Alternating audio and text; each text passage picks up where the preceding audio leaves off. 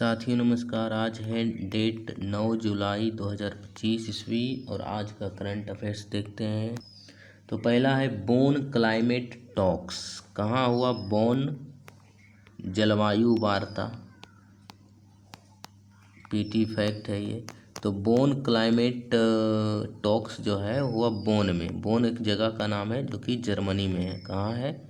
Germany है। इस पर एक क्लाइमेट पर बात हुआ कि COP30 जो होगा आयोजन, जो COP30 का आयोजन होगा उसके लिए क्या क्या बातें पहले से तय किया जाएगा, प्लान किया जाएगा COP30 के लिए, क्लाइमेट के मिटिगेशन के लिए कि जलवायु परिवर्तन होता है उससे कैसे बचा जाए, कैसे उसके अनुकूल जीवन जिया जाए वगैरह वगैरह, और जो तापमान वगैरह उसको कैसे कम किया जाए, ग्रीन हाउस गैस को कैसे कम किया जाए, इस पर चर्चा होगी COP30 में।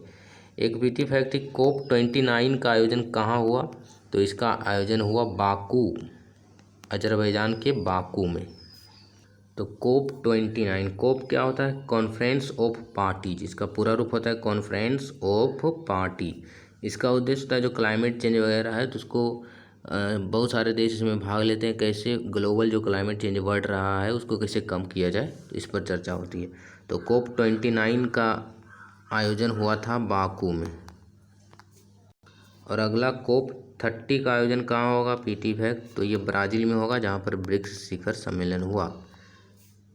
अगला है आंध्र प्रदेश सरकार ने भारत का पहला जो क्वांटम हब बनाने की बात कही है, क्वांटम विलेज, तो वो कहाँ पर बनाने की मंजूरी दी है? अमरावती में, जो न्यू कैपिटल बनने वाला है अमरावती।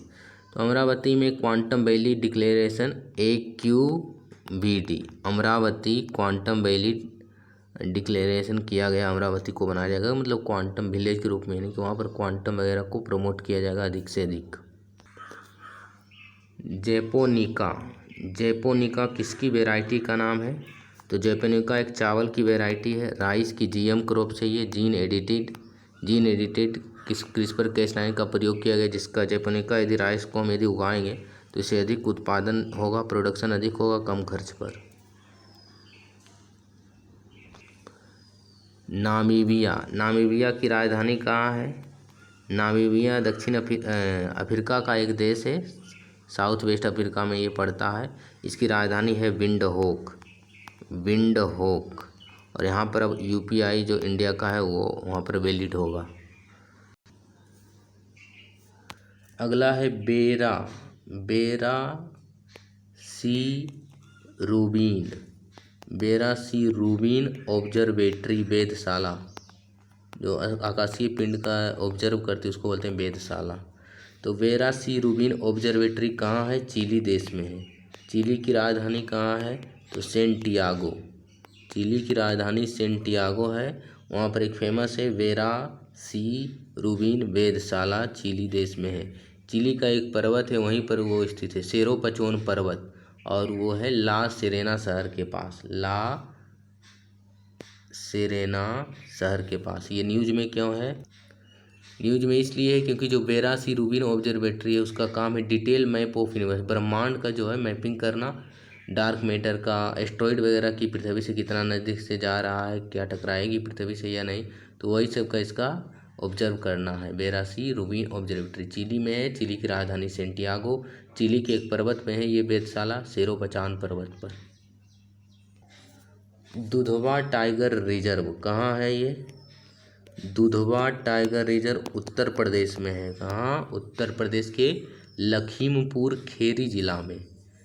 अभी एट प्रेजेंट भारत में कुल कितने हैं? 58 टाइगर रिजर्व है भारत में। 58वां बना है जो नया है सबसे, माधव नेशनल पार्क, जो कि मध्य प्रदेश में है, और मध्य प्रदेश राज्य में ही सबसे अधिक टाइगर रिजर्व है।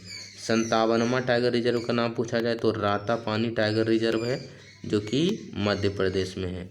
56वां पूछा जाए तो ये है गुरु घासीदास टाइगर रिजर्व जो कि छत्तीसगढ़ में है। तो ये दोनों तो याद रखना ही है कि 58वां कौन है, 57वां कौन है। और भारत का पहला टाइगर रिजर्व था जिम कॉर्बेट टाइगर रिजर्व जो कि उत्तराखंड में है, और ये जो टाइगर प्रोजेक्ट 1973 में बना था, लॉन्च हुआ था, उसी के तहत बनाया गया था। आगरा में शीश महल किसने बनवाया? शीश महल हमेशा न्यूज में रहता है, तो शीश महल कहते हैं वैसे महल को जिस पर मिरर वर्क्स बहुत सारा आता है, यानी बहुत सारा उसमें दर्पण वगैरह लगाया जाता है। तो ये शाहजहाँ, आगरा में शाहजहाँ के द्वारा शीश महल बनाया गया था आगरा में। किसके द्वारा? शाहजहाँ के द्वारा। शाहजहाँ का अर्थ होता है फारसी में जहाँ का शाह, जहाँ मतलब दुनिया का, शाह मतलब राजा, दुनिया का राजा। अभी भारत के प्रधानमंत्री ब्राज़ील गए, तो ब्राज़ील में द्विपक्षीय समझौता हुआ भारत ब्राज़ील के बीच, और ब्राज़ील सरकार ने अपना ब्राज़ील का सर्वोच्च नागरिक सम्मान जिसका नाम है Grand Collar of the National Order of the Southern Cross, Grand Collar of the National Order of Southern Cross दिया गया ब्राज़ील के सरकार के द्वारा इंडियन पीएम को। और ये ऐसे ग्लोबल अवार्ड मिलने वाला भारतीय प्राइम मिनिस्टर को 26वां ग्लोबल अवार्ड मिला है इसको लगा के। अगला है सूडान के बारे में। सूडान अफ्रीका का एक देश है जो कि गृह युद्ध के लिए प्रसिद्ध चर्चा में रहता है आए दिनों। तो सूडान में क्या है? गृह युद्ध है, सिविल वार। सूडान का एक गोंद है रेजिन, अरबिक गोंद या अरबिक गम को ही गोंद या रेजिन बोलते हैं। तो अरबिक गोंद सूडान उत्पादित करता है, पूरे वर्ल्ड का 70% निर्यात यही करता है। अरबिक एक प्रकार का गोंद है या गम है जिसका निर्यात 70% यानी पूरे जो ग्लोबल डिमांड है उसका 70% पूर्ति सर्वाधिक सूडान ही करता है। सूडान में गृह युद्ध के कारण अरबिक जो गम है वो अन्य देशों में पर्याप्त मात्रा में नहीं भेजा जा रहा है। अरबिक गोंद की बात करें तो ये सोल्यूबल इन वाटर है, यानी जल में घुलनशील है, एडिबल है, खा सकते हैं इसको। इसका प्रयोग फूड इंडस्ट्री में, पेय पदार्थों में, सॉफ्ट ड्रिंक में, कॉस्मेटिक्स वगैरह में किया जाता है स्टेबलाइजर के रूप में। जैसे कोई चीज़ है उसको एक स्ट्रक्चर प्रदान करना है, संरचना, तो उसके लिए गम की आवश्यकता पड़ती है, उसी में इसका यूज होता है। बाइंडिंग एजेंट के रूप में होता है, कैप्सूल वगैरह में भी इसका यूज होता है। तो अरबिक गम सूडान का सबसे अधिक उत्पादित होने वाला गम है। सूडान की राजधानी की बात करें तो खार्तूम इसकी राजधानी है। अगला है टीबी या तपेदिक भी बोलते हैं इसको, या क्षय रोग बोलते हैं, जिससे शरीर का क्षय होता है, क्षय रोग। टीबी का जो उन्मूलन का टारगेट है, भारत का लक्ष्य है कि 2025 तक भारत में एक भी टीबी नहीं रहेगा। ये लगता है असंभव है, पूर्ति नहीं हो पाएगा। WHO का टारगेट है, लक्ष्य है कि 2030 तक पूरे वर्ल्ड से टीबी को ख़त्म कर देना। तो टीबी किसके कारण होता है? ये बैक्टीरिया के कारण होता है, जीवाणु का कारण, जिसका नाम है बैक्टीरियम ट्यूबरकुलोसिस उसका नाम है।